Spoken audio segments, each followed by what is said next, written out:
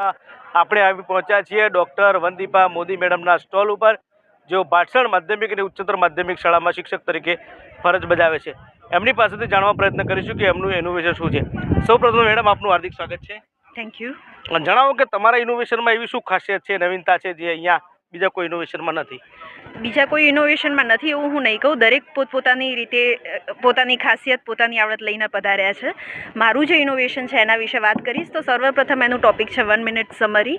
જે basic issue છે દરેક શાળામાં, દરેક વિષય, દરેક જગ્યાએ, એની હું વાત કરીશ કે બાળકો જે ફોકસ કરી શકતા નથી અને જે સમજે છે એની રજૂઆત કરી શકતા નથી, તો એ પ્રોબ્લેમ ઉપર મેં ફોકસ કર્યું છે. એને સોલ્વ કરવા માટે અઠવાડિયામાં એકવાર શોર્ટ એજ્યુકેશનલ વિડીયોઝ અમે બતાવવાની શરૂઆત કરી છે અને એ વિડીયોઝ જોયા પછી એમને રિટર્નમાં પોતાના વ્યૂઝ એક્સપ્રેસ કરવાના હોય છે, સારાંશ એમને લખવાનો હોય છે.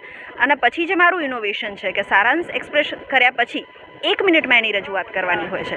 1 મિનિટમાં અહીંયા 2 ફાયદા છે. એક તો એ કે બાળક 1 મિનિટ સાંભળી અને ઇઝીલી પાર્ટિસિપેટ કરતું થાય છે શરમ છોડીને. બીજું, 1 મિનિટમાં રજૂઆત કરવાની છે તો જે બી વિડીયો 15-20 મિનિટનો જોયો છે એનો સારાંશ એને રજૂ કરવો પડશે. એટલે ક્રિટિકલ થિંકિંગ ડેવલપ થશે, કમ્યુનિકેશન સ્કિલ્સ ડેવલપ થશે, રાઇટિંગ સ્કિલ્સ પણ ડેવલપ થાય છે, કોન્ફિડન્સ ડેવલપ થાય છે, સ્ટેજ ફિયર દૂર થાય છે.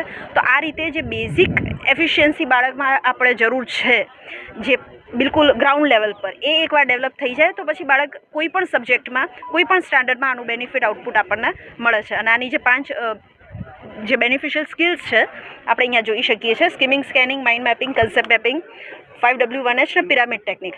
આના ઉપર મેં ફોકસ કર્યું છે કે જેથી બાળકો ફક્ત ક્લાસ દરમિયાન જ નહીં પણ જ્યાં બી જાય, ઘરે હોય, રસ્તામાં હોય, કોઈ પ્રસંગમાં છે, કોઈ પણ પીરિયડમાં છે, તો ઓબ્ઝર્વેશન સ્કિલ્સ, એનાલિટિકલ થિંકિંગ, એ બધું ડેવલપ કરી અને કોઈ પણ વસ્તુને પોતાની રીતે સમજતા, વ્યક્ત કરતા શીખે. Thank you.